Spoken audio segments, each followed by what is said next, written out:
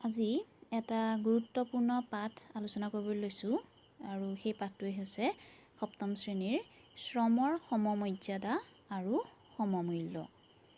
এই পাঠটো এইকাৰণেই গুৰুত্বপূৰ্ণ বুলি কৈছোঁ কাৰণ তোমালোকে বৰ্তমানে দেখি থকা বা আগতেও দেখা কিছুমান পৰিস্থিতিৰ লগত এই পাঠটোৰ প্ৰাসংগিকতা ৰিজাই চাব পাৰিবা বা এই পাঠটোৰ প্ৰাসংগিকতা কিমান পাঠটো অধ্যয়ন কৰাৰ পাছত ভালকৈ বুজি পাবা। তোমালোকে আমাৰ ভাৰতবৰ্ষতেই হওক বা অসমৰ ক্ষেত্ৰতেই হওক পেপাৰে পত্ৰই বা টিভিত বিভিন্ন আঁচনিৰ বিষয়ে পঢ়িছা। কিছুমান আঁচনি কেৱল ছোৱালী বা মহিলাসকলক গুৰুত্ব প্ৰদান কৰি গ্ৰহণ কৰা হয়। তাৰ প্ৰধান কাৰণ কি জানানে বাৰু? তাৰ প্ৰধান কাৰণেই হৈছে সমাজত বহু ক্ষেত্ৰত পিছ পৰি যোৱা এই মহিলা বা কন্যা শিশুসকলক বা কন্যা সন্তানসকলক আগুৱাই নি সমাজত পুৰুষৰ সমানে অধিকাৰ আৰু মৰ্যাদা প্ৰদান কৰা। সেইকাৰণেই চৰকাৰৰ ফালৰ পৰা বিভিন্ন ধৰণৰ আঁচনি গ্ৰহণ কৰা হৈছে। বৰ্তমান সময়ত পৃথিৱীৰ সকলো দেশতেই পুৰুষ আৰু মহিলাক সমানে অধিকাৰ আৰু মৰ্যাদা প্ৰদান কৰাৰ চেষ্টা কৰা হৈছে। সেয়া লাগিলে ৰাজনীতিয়ে হওক, কৰ্মক্ষেত্ৰই হওক বা অৰ্থনীতিৰ ক্ষেত্ৰতে হওক বা অন্যান্য দিশৰ ক্ষেত্ৰতে হওক, প্ৰশাসনিক দিশত হ'লেও সকলো ক্ষেত্ৰতেই মহিলাক সমান মৰ্যাদা দিয়াৰ বাবে সকলো দেশৰ চৰকাৰে ব্যৱস্থা গ্ৰহণ কৰিছে।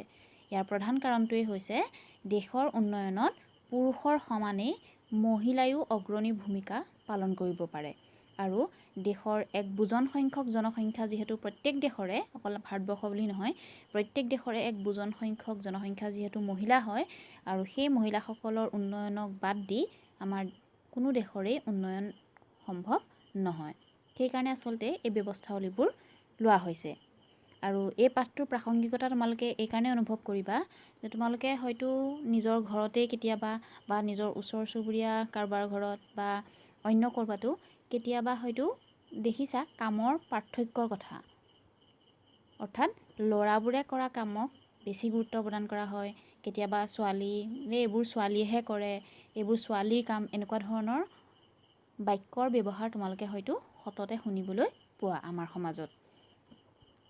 আৰু এইটো কিয় হয় গম পোৱা নে?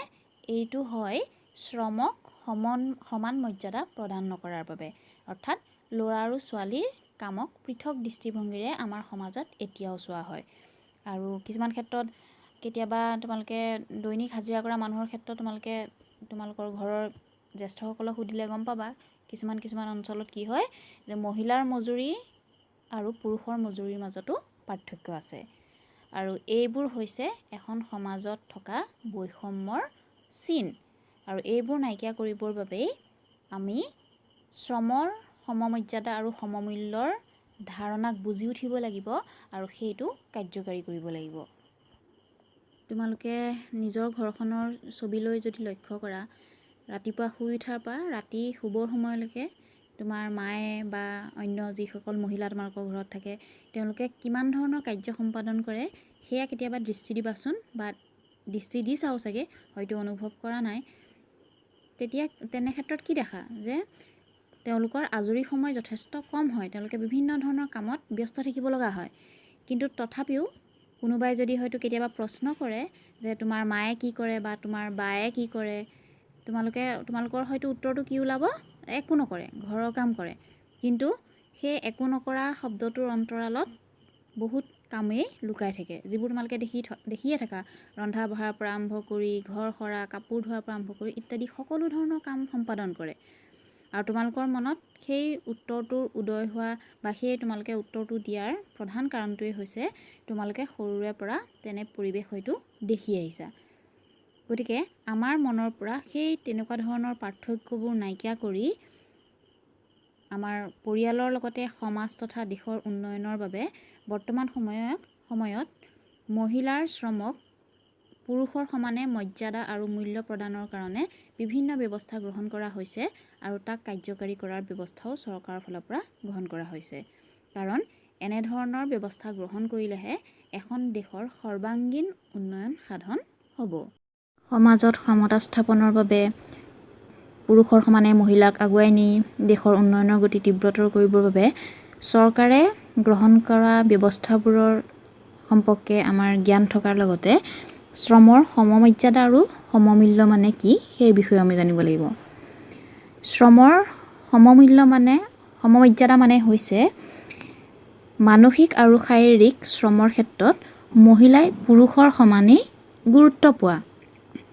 পুৰুষৰ সমানেই মহিলাৰ উন্নয়নৰ ক্ষেত্ৰত যি অৱদান আছে সেই অৱদানক স্বীকৃতি প্ৰদান কৰা।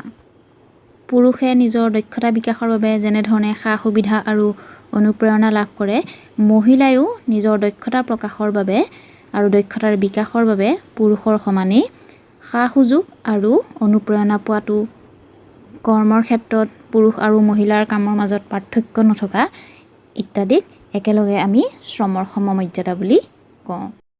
শ্ৰমৰ সমমূল্য মানে হৈছে একেধৰণৰ কামৰ বাবে পুৰুষ আৰু মহিলাক সমান মজুৰি প্ৰদান কৰা।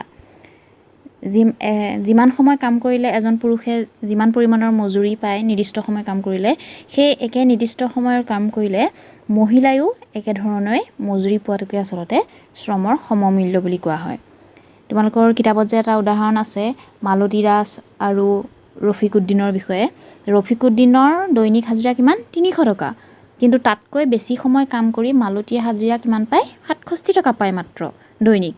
গতিকে এই ক্ষেত্ৰত মালতীৰ কামৰ সময় বেছি যদিও তেওঁৰ মজুৰিও কম, কিন্তু ৰফিকুদ্দিনৰ কামৰ সময়ো কম কিন্তু তেওঁৰ মজুৰিও বেছি। এই ক্ষেত্ৰত তেওঁলোক দুয়োজনৰ শ্ৰমক সমান মূল্য প্ৰদান কৰা হোৱা নাই। ৰফিকুদ্দিনৰ কামক বেছি মূল্য প্ৰদান কৰা হৈছে আৰু মালতী দাসৰ কামক কম মূল্য প্ৰদান কৰা হৈছে। গতিকে পুৰুষ আৰু মহিলা উভয়ৰে বাবে একেধৰণৰ কৰ্মক্ষেত্ৰত একে মজুৰি প্ৰদান কৰাটোৱেই, একে মূল্য প্ৰদান কৰাটোৱেই শ্ৰমৰ সমমূল্যক বুজায়। শ্ৰমৰ সমমূল্য আৰু সমমৰ্যাদা কি সেই বিষয়ে ইতিমধ্যে আলোচনা কৰিলোঁ। এতিয়া আমি আলোচনা কৰিম যে এই শ্ৰমৰ সমমূল্য আৰু সমমৰ্যাদাৰ প্ৰয়োজনীয়তা কিয় আছে, কিয় বৰ্তমান সময়ত পুৰুষ আৰু মহিলাক সমান মৰ্যাদা প্ৰদানৰ ব্যৱস্থা গ্ৰহণ কৰা হৈছে।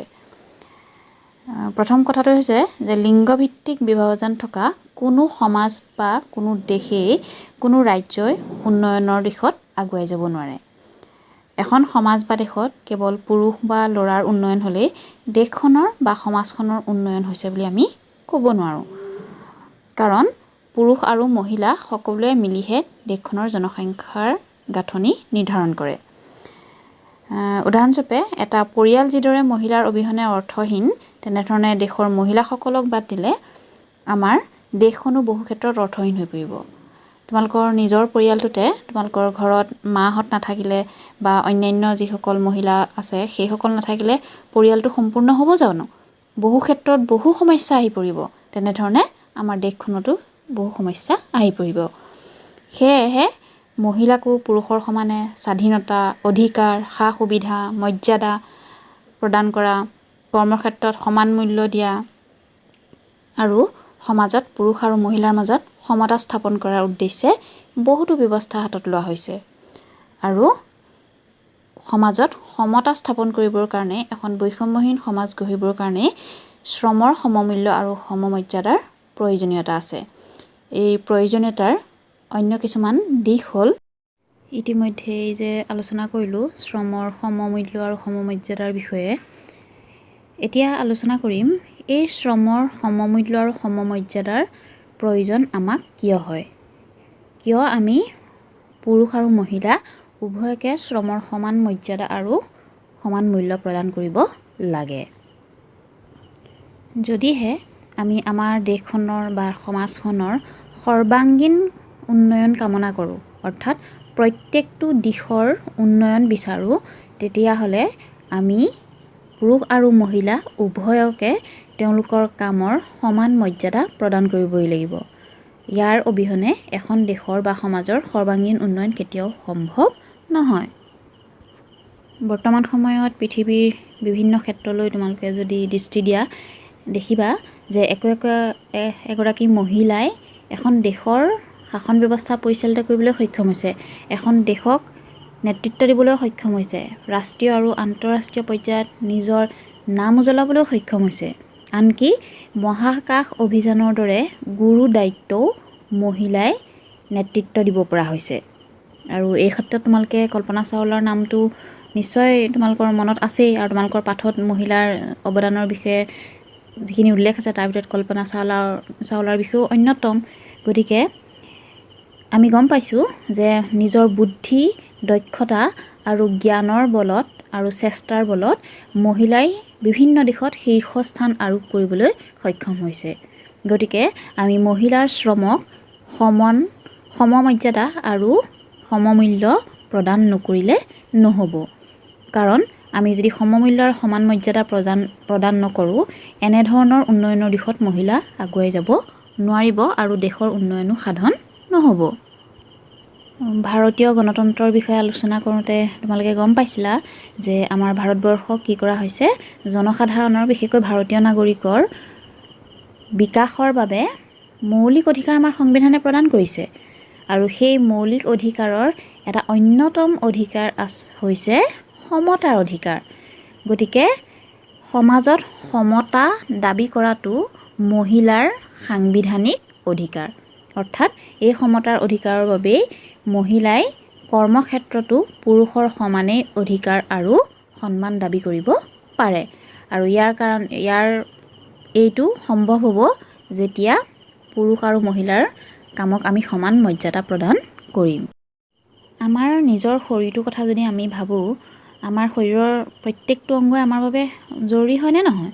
কোনোবা এটা অংগ যদি বিকাশ ভালকৈ নহয় বা কোনোবা এটা অংগ যদি দুৰ্বল হয়, তেতিয়াহ'লে আমাৰ গোটেই দেহটোৱেই বেয়া লাগি থাকে বা আমাৰ গোটেই দেহৰ সম্পূৰ্ণ বিকাশ সাধন নহয়। গতিকে ভাবাচোন যে এখন সমাজত বা এখন দেশত পুৰুষ আৰু মহিলা হৈছে সমাজৰ অংশীদাৰ। তেওঁলোকৰ সমাজৰ প্ৰতি, দেশৰ প্ৰতি সমান দায়িত্ব আছে, কৰ্তব্য পালন কৰিবলগীয়া আছে। গতিকে এনেধৰণে দায়িত্বৰ কৰ্তব্য পালন কৰিব লগা মহিলাসকলক যদি পাছ পেলাই থৈ যোৱা যায় বা বহু ক্ষেত্ৰত এৰি থৈ যোৱা যায় বা সমাজৰ এটা অংগ নহয় বুলি বিবেচনা কৰা যায়, সমান নহয় বুলি বিবেচনা কৰা যায়, তেতিয়াহ'লে আমাৰ দেশখনৰ জানো সমগ্ৰ ক্ষেত্ৰত উন্নয়ন সম্ভৱ হ'ব? নিশ্চয় নহ'ব। আমাৰ শৰীৰটোৰ বিকাশৰ কাৰণে যেনেধৰণে আমাৰ শৰীৰৰ প্ৰত্যেকটো অংগৰ সুস্থ সবল হ'ব লাগিব, তেনেধৰণে আমাৰ দেশখনৰ বিকাশ সাধন হ'বলৈ হ'লেও আমি পুৰুষৰ সমানে মহিলাসকলকো অগ্ৰাধিকাৰ দি আগুৱাই লৈ যাব লাগিব। কেৱল অৰ্থনৈতিক উন্নয়নৰ ক্ষেত্ৰতেই নহয়, এখন সমাজ বা দেশৰ নৈতিক আৰু সামাজিক উন্নয়নৰ বাবেও মহিলাৰ ভূমিকা অপৰিহাৰ্য। আমাৰ নিজৰ পৰিয়ালটোৰ কথাই যদি ভাবোঁ বা তোমালোকে যদি নিজৰ ঘৰখনৰ কথাই ভাবা, তোমালোকৰ মা নহ'লে বা তোমালোকৰ বাহঁত থাকিলে, ভণ্টিহঁত থাকিলে, সিহঁত নহ'লে ঘৰখন সম্পূৰ্ণ যেন লাগে জানো? বা ঘৰখনত তোমালোকক বিভিন্ন শিক্ষা দিয়াৰ ক্ষেত্ৰত কোনে বেছি গুৰুত্বপূৰ্ণ ভূমিকা পালন কৰে? মায়ে নিশ্চয় কৰে। গতিকে তোমালোকৰ নৈতিক মূল্যবোধৰ শিক্ষা বা নৈতিকতাৰ শিক্ষা, সেইবোৰ ঘৰত তোমালোকে বেছিকৈ মাৰ পৰাই আয়ত্ব কৰা। গতিকে আমাৰ পৰিয়ালটো আমাৰ সমাজৰ এটা অংগই নহয় জানো? গতিকে পৰিয়ালৰ নৈতিক উন্নয়নৰ লগতে সমাজৰ, দেশৰ নৈতিক উন্নয়নতো আমাৰ মহিলাসকলে বিশেষ ভূমিকা পালন কৰে। সেয়েহে মহিলাক সমমৰ্যাদা আৰু সমান মূল্য শ্ৰম ক্ষেত্ৰত প্ৰদান কৰাটো নিতান্তই প্ৰয়োজনীয়। তদুপৰি লিংগভিত্তিক বৈষম্য দূৰ কৰি এখন বৈষম্যহীন সুস্থ সবল সমাজ গঢ়ি দেশৰ উন্নয়নৰ গতি খৰতকীয়া কৰিবৰ বাবে মহিলাক সমান মৰ্যাদা আৰু স্বীকৃতি দিয়াটো প্ৰয়োজন। যদিহে সমান মৰ্যাদা আৰু সমমূল্য প্ৰদান কৰা নহয়, তেতিয়াহ'লে সমাজখন কেতিয়াও বৈষম্যহীন নহয়। গতিকে আমি গম পালোঁ যে পুৰুষৰ সমানে যদি মহিলাক শ্ৰমৰ সমান মৰ্যাদা আৰু সমমূল্য প্ৰদান কৰা নহয়, তেতিয়াহ'লে আমাৰ দেশখনৰ, আমাৰ সমাজখনৰ বা আমাৰ নিজৰ ঘৰখনৰো উন্নতিৰ কথা আমি কল্পনা কৰিব নোৱাৰোঁ। কাৰণ পুৰুষ আৰু মহিলাৰ সহযোগতহে আমাৰ সমাজখন আৰু আমাৰ দেশখন পৰিচালিত হ'ব পাৰে সুশৃংখলভাৱে। তদুপৰি সমাজৰ সবলীকৰণৰ ক্ষেত্ৰত মহিলাৰ ভূমিকা আমি একেবাৰে নুই কৰিব কেতিয়াও নোৱাৰোঁ। ইয়াৰোপৰি পুৰুষ মহিলা নিৰ্বিশেষে সংবিধানে যিহেতু সমতাৰ অধিকাৰ প্ৰদান কৰিছে, গতিকে এই ক্ষেত্ৰতো আমি সমান মৰ্যাদা প্ৰদান কৰাটো মহিলাক আমাৰ দায়িত্ব বুলিয়ে ভাবিব লাগিব। তদুপৰি বৰ্তমান সময়ত পুৰুষে কৰিব নোৱাৰা কামো মহিলাই কৰি দেখুৱাইছে। গতিকে এনে ক্ষেত্ৰত আমি পুৰুষতকৈ মহিলা কম শক্তিশালী বা দুৰ্বল বুলি ভবাৰো কোনো ধৰণৰ যুক্তিযুক্ততা নাই।